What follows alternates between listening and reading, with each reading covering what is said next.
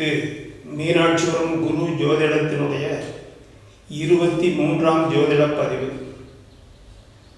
இந்த ஜோதிட பதிவில் ஒரு குழந்தை யாருடைய ஆதரவில் வளரப்போகிறது என்பதை பற்றி பேச இருக்கிறோம். சாதாரணமாக ஒரு குழந்தை பிறந்தால் பெற்றோர்களுடைய ஆதரவில் தான் வளரும் என்று நாம் நினைப்போம். ஆனால் அப்படி இல்லை. ஒரு குழந்தை பிறந்தால் அந்த குழந்தை, ஒரு சில குழந்தைகள் தந்தையின் ஆதரவில் மட்டுமே வளரலாம். சில குழந்தைகள் தாயாரின் ஆதரவில் வளரும். சில குழந்தைகள் பெற்றோரை பிரிந்து அனாதையாக வளரும். ஒரு சில குழந்தைகள் தாய் வழி பாட்டன் பாட்டி ஆதரவில் வளரும். மேலும் மிக குறைந்த அளவு குழந்தைகள் தந்தை வழி பாட்டன் பாட்டி ஆதரவில் வளரும். இது அவர்களுடைய தலையெழுத்து. முன்பிறவி சாபம் அல்லது பயன் என்று கூட சொல்லலாம். அப்படி அந்த குழந்தைகள் யாரிடம் வளரும் என்பதை காட்டுகின்ற ஒரு அமைப்பு தான் இந்த ஜாதக அமைப்பு. இதை பற்றியெல்லாம் சாதாரணமாக நீங்கள் ஆராய்ந்து பார்த்திருக்க மாட்டீர்கள். அதை பற்றி ஜோதிடர்கள் உங்களுக்கு சொல்லி இருப்பார்களா என்பதை பற்றியும் கூட எனக்கு தெரியாது. இருந்தாலும் எனக்கு தெரிந்த கருத்துக்களை உங்களுடன் பகிர்ந்து கொள்வதில் நான் மகிழ்ச்சி அடைகிறேன். கடந்த 10 நாட்களுக்கு முன்னால் சென்னையிலிருந்து ஒரு பெரியவர் எனக்கு தொலைபேசியில் தொடர்பு கொண்டிருந்தார். தொடர்பு கொண்டு ஜோதிடத்தில் இப்படியெல்லாம் சொல்ல முடியுமா என்று நான் செய்திருந்த ஒரு வீடியோ பதிவை பார்த்துவிட்டு சொல்லியிருந்தார். அந்த வீடியோ பதிவு தனுசு லக்னமும் லக்னத்தில் குரு என்பதும் அதை பற்றி ஒரு விளக்கம் கொடுத்திருந்தார். அதை அவர் பார்த்துவிட்டு, நான் உங்களை அட்மையர் செய்கிறேன், சிறப்பாக இருந்தது, நான் இதுவரை இப்படியெல்லாம் ஜோதிடத்தில் சொல்ல முடியும் என்று நான் எதிர்பார்க்கவே இல்லை என்றெல்லாம் சொல்லியிருந்தார். உண்மைதான். எந்த அளவுக்கு நாம் ஜோதிடத்தை படித்திருக்கிறோமோ அந்த அளவுக்கு அதை பற்றியான விவரங்களை மற்றவர்களுக்கு எடுத்து சொல்ல முடியும். அப்படி இல்லாவிட்டால் ஏனோ தானோ என்று சிறிய அளவிலே ஜோதிடத்தை பற்றி சொல்லி வந்தவர்களை சமாதானப்படுத்தி அனுப்பிவிடலாம். இதுதான் நடக்கும். ஆக ஒரு குழந்தை பிறக்கின்ற போது, தொப்புள் கொடி அறுக்கின்ற போது, அந்த குழந்தையின் ராசி குண்டை ராசி கட்டத்தில் கிரகங்கள் எப்படி அமர்கின்றனவோ அதை பொறுத்துத்தான் அந்த குழந்தையினுடைய வளர்ப்பு அமையும் என்பதை நாம் தெரிந்து கொள்ள வேண்டும். இந்த ஜாதகத்தை பார்த்தோமே ஆனால் லக்னத்தில் சந்திரன் ராகு, 4ஆம் இடத்தில் குருவும் சனியும், 5ஆம் இடத்தில் செவ்வாய், 6ஆம் இடத்தில் புதன் சுக்கிரன், 7ஆம் இடத்தில் சூரியன் கேது. இதை சாதாரணமாக மேலோட்டமாக பார்த்தால் இந்த ஜாதகத்தில் நம்மால் ஒன்றும் சொல்ல முடியாது. கொஞ்சம் நன்றாக பார்த்து ஆழ்ந்து சிந்தித்தால் இந்த குழந்தைக்கு யாருடைய ஆதரவு என்பதை நாம் தெளிவாக சொல்லிவிடலாம். அதற்கு முன்னால் தாயார் என்று சொன்னால் சந்திரன் கூட்டல் 3ஆம் இடம் கூட்டல் 4ஆம் இடம். இதை முதலில் தெரிந்து வைத்திருக்க வேண்டும். 3ஆம் இடம் என்பதும் 4ஆம் இடம் என்பதும் சந்திரனும் சேர்ந்தால் தாயார். ஒரு குழந்தைக்கு தாயாரினுடைய ஆதரவு இருக்குமே ஆனால் அந்த குழந்தையின் லக்னத்தோடு 3ஆம் இடம் 4ஆம் இடம் சந்திரன் சேர்க்கை பெற்று இருக்க வேண்டும். லக்னத்துக்கு இந்த மூன்றின் தொடர்பும் இருக்குமே ஆனால் அந்த ஜாதகருக்கு தாயாரின் ஆதரவு உண்டு என்று சொல்லிவிடலாம். அடுத்தபடியாக சூரியன் பிளஸ் 9ஆம் இடம், சூரியன் பிளஸ் 9ஆம் இடம், இது தந்தையினுடைய அமைப்பை காட்டுகிறது. அப்போ லக்னத்திற்கு 9ஆம் இடம் மற்றும் சூரியனின் தொடர்பு அல்லது இந்த 9ஆம் இடமும் சூரியனும் வலுத்திருந்தால் ஜாதகருக்கு தந்தையினுடைய ஆதரவு என்றும் சொல்லிவிடலாம். 3, 4 சந்திரன் வலிமை பெற்று இருந்து லக்னத்தோடு தொடர்பு கொண்டால் ஜாதகருக்கு தாயாரின் ஆதரவு என்றும், 9 கிரகமும் சூரியனும் வலுத்திருந்து லக்னாதிபதியோடு தொடர்பு கொண்டால், லக்னத்தோடோ அல்லது லக்னத்திற்கு அதிபதியான கிரகத்தோடு தொடர்பு கொண்டால் தந்தையின் ஆதரவு என்றும், 12ஆம் இடம் பிளஸ் கேது, 12ஆம் இடம் என்பது தாயாரை பெற்றவர்கள், கேது அதை பற்றி சொல்லக்கூடிய காரகர். 12ஆம் இடம் என்பது தாயாரின் பெற்றோர்களும், கேது என்பது அதற்கு காரகத்துவம் பெற்ற கிரகம். ஆக லக்னத்திற்கு 12இன் அதிபதியும் கேதுவும் வலிமை பெற்று தொடர்பு கொண்டால் அந்த ஜாதகருக்கு தாயாரினுடைய பெற்றோர்களின் ஆதரவு இருக்கும். அடுத்து தந்தையின் பெற்றோர்கள். தந்தையின் பெற்றோர்கள் என்று சொன்னால் 5ஆம் இடம் பிளஸ் ராகு, 5ஆம் இடம் பிளஸ் ராகு. ஆக 5ஆம் இடம் என்பது பிதுர்ஸ்தானம், அதாவது தந்தையின் தந்தை ஸ்தானம். ராகு என்பது இந்த 5ஆம் இடத்திற்கு காரகத்துவம் பெற்றிருக்கிறது. ஆக 5ஆம் இடமும் ராகுவும் வலிமை பெற்று லக்னம் அல்லது லக்னாதிபதியான புதனோடு தொடர்பு பெற்றால் அந்த ஜாதகருக்கு தந்தை வழிபாட்டன் ஆதரவில் இருக்கும். இது நாளும் அல்லாதிருந்தால் அந்த குழந்தை ஒரு அனாதையாகவோ அல்லது வெளியே ஆட்களால் வளர்க்கப்படுவது என்றால் ஒன்று தாயார் மூலம் வளர்க்கப்பட வேண்டும், இல்லை என்றால் தந்தை மூலம் வளர்க்கப்பட வேண்டும், இல்லை என்றால் தாய் வழி மூலம் வளர்க்கப்பட வேண்டும், இல்லை என்றால் தந்தை வழி மூலம் வளர்க்கப்பட வேண்டும், இல்லை என்றால் அனாதையாகி மற்றவர்களால் வளர்க்கப்படும். இந்த 5 வழிகளில் ஏதாவது ஒரு வழியாகத்தான் அந்த குழந்தையினுடைய வளர்ப்பு இருக்கும் என்பதில் எந்த விதமான சந்தேகமும் இல்லை. இந்த ஜாதகர், இது ஒருவருடைய பிறந்த ஜாதகம். இந்த ஜாதகர் யாரால் வளர்க்கப்பட்டிருப்பார் என்பதை நாம் இங்கு ஆராய வேண்டும். முதலில் பார்த்தோம்னா சந்திரன். சந்திரன் நாம் முன்னாடியே சொல்லி இருக்கிறோம், மாதா காரகன், அதாவது தாயாரை பற்றி சொல்லக்கூடிய காரகத்துவம் பெற்ற கிரகம் சந்திரன். சந்திரன் அப்படின்னு சொன்னா தாயார், சூரியன் அப்படின்னு சொன்னா தந்தை. இனி இதுக்கு ஸ்தானத்தை பத்தி நம்ம சேர்த்திட்டோம்னு சொன்னா கரெக்டா இருக்கும். இப்ப சந்திரன் வந்து லக்னத்துல இருக்கிறார், லாபாதிபதி. லாபாதிபதினா 11ஆம் இடம், 11ஆம் இடம். அப்ப ஜாதகருக்கு லாபம் கிடைக்கக்கூடிய ஸ்தானம். லாபாதிபதி சந்திரனாகி லக்னத்தில் நின்றால் சந்திரன் மூலம் லாபம், ஏறக்குறைய பாதி ஆயிடுச்சு. தாயார் மூலம் லாபம் அப்படிங்கிற மாதிரி நம்ம வச்சுக்கலாம், தாயார் மூலம் லாபம். ஆனா அதை முழுமையா நம்ம அடிச்சு சொல்லணும், பலமா சொல்லணும் அப்படின்னு சொன்னா அந்த 3ஆம் இடமும் 4ஆம் இடமும் சேரணும். அப்படி 3ஆம் இடத்தினுடைய தொடர்பும் 4ஆம் இடத்தினுடைய தொடர்பும் இந்த லக்னத்தில் இருக்கக்கூடிய சந்திரனுக்கு கிடைத்து விட்டால் சந்திரன் 3ஆம் இடம் 4ஆம் இடம் லக்னம் தொடர்பு கிடைத்ததாக ஆயிரும், தாயாருடைய ஆதரவு என்று சொல்லிவிடலாம். பாத்துங்க, சந்திரன் வந்தாச்சுங்க. இனி யாருடைய ஆதரவு லக்னத்துக்கு வேணும் அல்லது லக்னாதிபதிக்கு வேணும்? 3ஆம் இடம் அல்லது 3ஆம் இடம் மற்றும் 4ஆம் இடத்தினுடைய தொடர்பு வேண்டும். அவர்கள் வலிமையாகவும் இருக்க வேண்டும். அப்படி இருந்ததுன்னா இந்த ஜாதகருக்கு அம்மாவுடைய ஆதரவு தான் வலிமையா இருக்கும். அப்பன் என்ன ஆனாரு? ஒருவேளை அப்பன் அம்மாவும் பிரிஞ்சு போயிருக்கலாம் ஜாதகப்படி. அதுக்கு பல வாய்ப்புகள் இருக்கு. பிரிஞ்சு போயிருக்கலாம். பிரிஞ்சு போனதுக்கு பின்னாடி அம்மா மட்டும் அந்த குடும்பத்தை வச்சு அந்த குழந்தைய வளர்த்திருக்கலாம், ஒரு வாய்ப்பு. அடுத்தது 2 பேரும் ஒன்னாவே இருக்கலாம். ஆனா அப்பா வந்து 10 ரூபாய் சம்பாதிக்காத ஒரு சூழ்நிலையில இருக்க அம்மா வந்து கடுமையா உழைச்சு சம்பாதிக்கக்கூடிய சந்தர்ப்பம் வரலாம். அல்லது ஜாதகனுடைய தந்தை இறந்து போய் தாயார் வந்து அந்த குழந்தையை எடுத்து பக்குவமா பராமரிச்சு வளர்த்திருக்கலாம். ஒன்னும் பிரிஞ்சு போயிருக்கலாம். அல்லது 2 பேரும் ஒன்னாவே இருக்கிறப்ப தாயார் வந்து வேலைக்கு போய் குடும்பத்தை பராமரிக்க தந்தை வந்து எதுவும் செய்யாம சும்மா சுத்திட்டு இருக்கலாம். அல்லது தந்தை இறந்ததுக்கு பின்னாடி தாயார் வந்து அந்த குழந்தையை எடுத்து வளர்த்திருக்கலாம். அப்ப ஏறக்குறைய சந்திரன் லக்னத்துல இருக்கிறதுனால இங்கே தாயாருடைய ஆதரவுல அந்த குழந்தை வளர்ந்திருக்கும் அப்படின்னு நம்ம ஒரு யூகம் பண்ணலாம். இந்த யூகத்தை வலிமையாக சொல்வதற்கு ஆமாம் தாயார் மூலம்தான் அப்படின்னு சொல்றதுக்கு நம்ம இந்த 3ஆம் இடத்தையும் 4ஆம் இடத்தையும் பயன்படுத்திக்கணும். நல்லா கவனிச்சு பார்த்துங்க. சந்திரன் 3ஆம் இடம் 4ஆம் இடம் ஒரு ஜாதகத்திலேயே மிக மிக முக்கியமான பாயிண்ட். எடுத்ததே நம்ம தெரிஞ்சுக்க வேண்டியது இந்த ஜாதகத்தினுடைய நிலைமை என்ன, அடிப்படை என்ன அப்படிங்கிறதே தாய் தகவல் தான். அந்த தாய் தகவலை பத்தியே நம்ம தெரிஞ்சுக்கலன்னா மீதி இருக்கிறத பத்தி நம்ம ஆராய்ச்சி பண்ணி என்ன தெரிஞ்சுக்க போறோம்? அப்ப அதனால ஃபர்ஸ்ட் நம்ம என்ன பண்ணணும்னா தாயாரை பத்தி பார்த்துட்டோம்.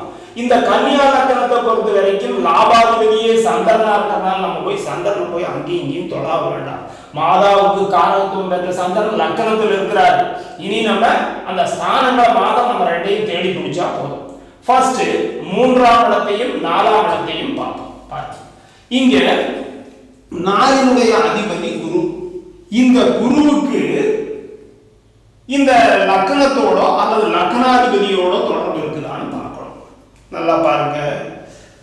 குருவோடு சேர்ந்த சனி 10ஆம் பார்வையா லக்னத்தை பார்க்கிறார். குரு எப்படி இருக்கிறார்? 4 குடையவன் எப்படி இருக்கிறாரு? ஆட்சி பலத்தோட உட்கார்ந்துட்டு இருக்கிறார். 4 குடையவன் தாயார்னு வச்சுங்க. தாயார் நல்ல வலிமையா ஆட்சி வீடு அவருக்கு லாபம் அவரால் நின்றால் யோகம். அப்ப ஜாதகனுக்கு 4ஆம் இடத்தினால் யோகம். 4ஆம் இடங்கிறது என்ன? தாயார். அப்ப தாயார் மூலம் யோகம். இனி அடுத்து நீ ஒரே ஒரு பாயிண்ட் இருக்கு, அதுவும் செட் ஆயிடுச்சுன்னு சொன்னா தாயார் மூலம் தான் நம்ம அடிச்சு சொல்லிடலாம். எப்படி? 4ஆம் இடம். இனி 3ஆம் இடம். இதுல பாத்தீங்கன்னா இங்க 2 பாயிண்ட் இருக்கு. 4ஆம் இடத்தினுடைய அதிபதியான குருவுக்கு சந்திரனுடைய தொடர்பு யார் மூலம்? சனியின் மூலம் சந்திரனை பார்க்கிறார். அடுத்தது இந்த லக்னாதிபதி இருக்கிறார் அல்லவா, அவர் 3ஆம் பார்வையா பார்க்கிறார். சனிக்கு 3ஆம் பார்வைன்னு சொல்லி ஒண்ணு இருக்கு. எப்பவுமே ஒரு கிரகம் தான் பார்க்கணுங்கிறது அவசியமே கிடையாது. பார்வைன்னு சொல்லி எழுதியிருப்போம் 5, 7, 9 குருவுக்கு பார்வை. இப்ப பார்வைன்னு சொன்னா குரு வந்து சந்திரனை எப்படி பார்த்தாலும் பார்க்க முடியாது. இப்படி 10ஆம் பார்வை குருவுக்கு கிடையாது. ஆனால் வேற ஏதாவது ஒரு கிரகம் அந்த குருவோட சேர்ந்து இருந்ததுன்னு சொன்னா குரு தான் பார்ப்பதற்கு பதிலாக அந்த கிரகத்தின் மூலமாக பார்க்கலாம். அதை நீ இதுவரைக்கும் தெரியாம இருந்தாலும் தெரிஞ்சு வச்சுக்கோங்க. ஒரு கிரகம் ஒரு வீட்டை பார்க்கறதுக்கு தான் பார்ப்பதற்கு பதிலாக தன்னுடன் சேர்ந்த கிரகத்தின் மூலமாக பார்க்கலாம். இங்க குரு பார்க்கல, ஆனா அதுக்கு பதிலாக சனி பார்க்கிறாரு. சனி குருவோட சேர்ந்து இருக்கிறதுனால குரு பார்த்தாலும் ஒண்ணுதான், சனி பார்த்தாலும் ஒண்ணுதான். அப்ப சனியினுடைய பார்வையை நம்ம எதுக்கு டிரான்ஸ்பர் பண்ணலாம்? குருவுக்கு டிரான்ஸ்பர் பண்ணலாம். இங்கு 4இன் அதிபதியான குரு 10ஆம் பார்வையா லக்னத்தையும் சந்திரனையும் பார்க்கிறார். இப்ப 4ஆம் இடத்தினுடைய பார்வை ஆயாச்சு. அடுத்தது நீ 3இன் அதிபதியான செவ்வாயினுடைய பார்வை எங்காவது வருதா அப்படின்னு பாருங்க. செவ்வாய்க்கு 9ஆம் இடத்துல லக்னம் சந்திரன். அதனால செவ்வாயினுடைய நேரடி பார்வை இல்லை. வேற ஏதாவது கிரகம் சேர்ந்து இருக்குதா? இல்லை. அப்போ சேரலன்னா இனி ஒரு பாயிண்ட் கூட அதுல இருக்கு. என்ன பாயிண்ட்னா, இந்த செவ்வாய் பார்க்கலாம் அல்லது செவ்வாய்க்கு வீடு கொடுத்த சனி பார்த்தாலும் பாத்துங்க. செவ்வாய் பார்க்கறது இல்ல, செவ்வாயோடு சேர்ந்த கிரகமும் பார்க்கறது இல்ல. ஆனா செவ்வாய்க்கு வீடு கொடுத்தவர் யார்? சனி வீட்டில் உட்கார்ந்து இருக்கிறாரு. அதனால செவ்வாய்க்கு வீடு கொடுத்த சனி 10ஆம் பார்வையால் லக்னத்தை பார்க்கிறார். மீண்டும் ஒரு முறை பாருங்க.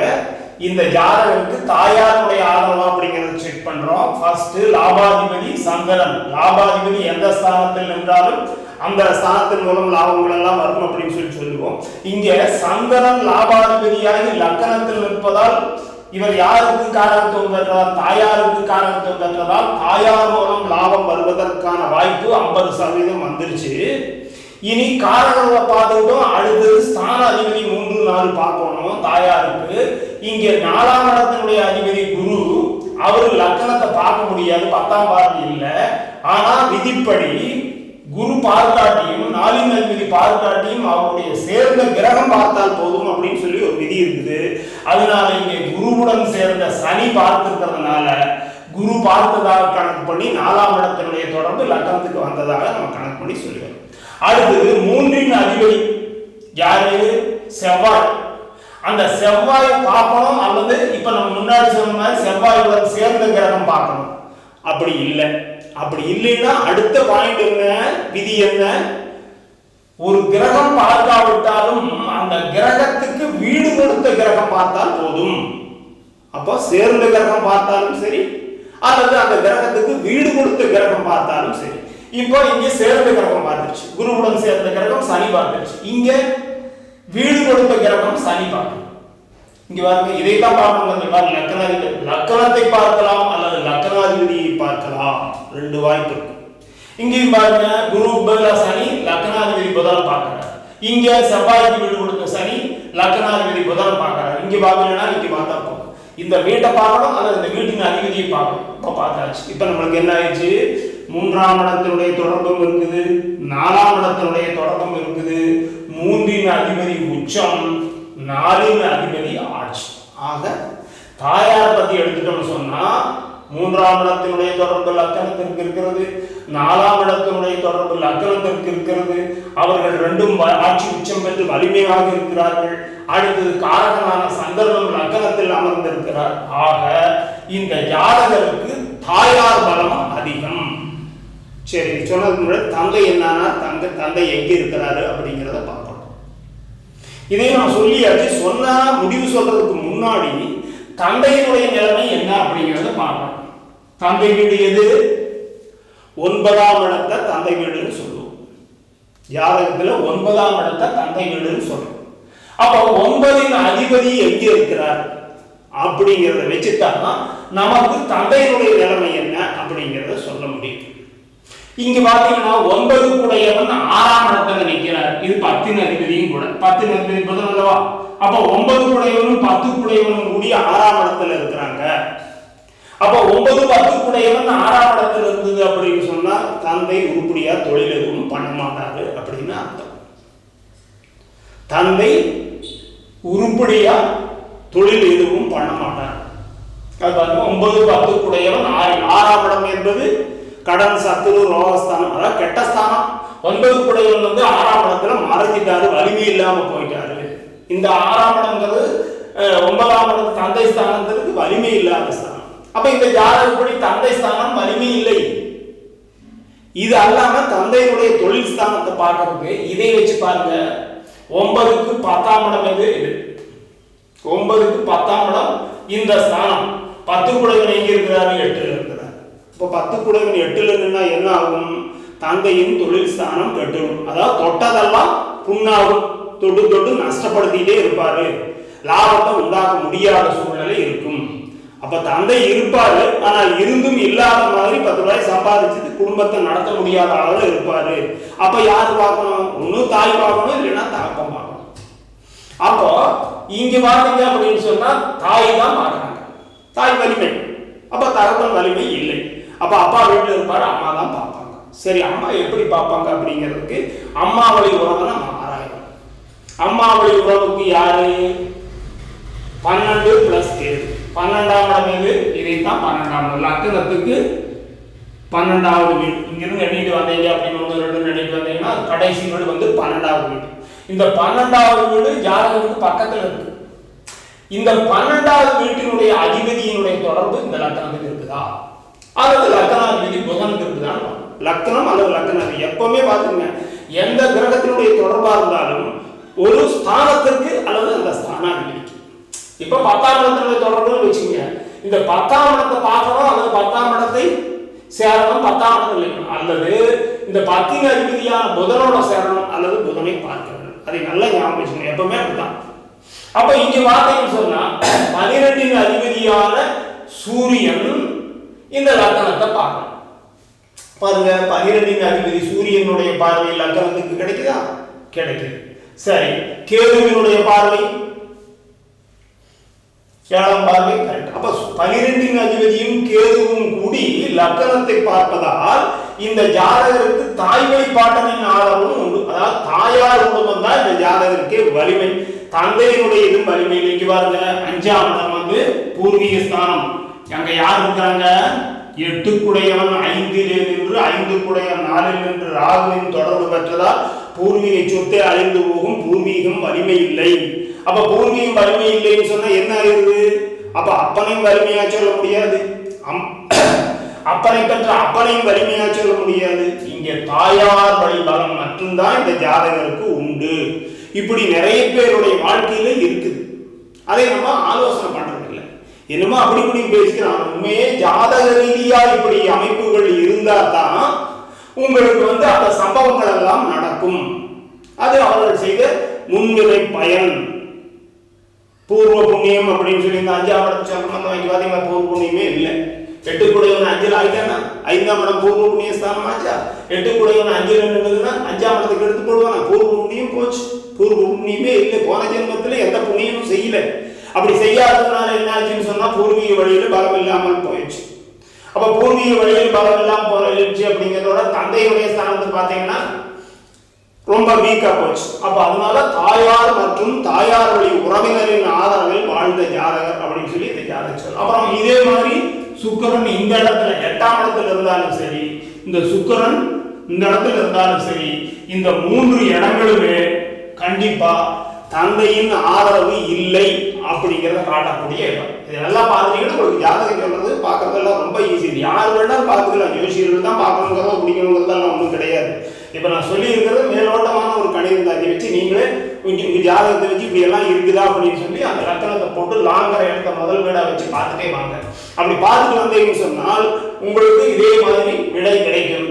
இதை வச்சு தந்தையினுடைய ஆதரவா, தாயினுடைய ஆதரவுல குழந்தை வாழுதா, அல்லது தாய் வழி பாட்டனா அல்லது தந்தை வழி பாட்டனா, இது யார் இந்த குழந்தையினுடைய வாழ்க்கைக்கு எதிர்காலத்துக்கு கை கொடுக்குறாங்க அப்படிங்கிறத பற்றியெல்லாம் நம்ம ஆராய்ந்து தெரிஞ்சுக்கலாம்.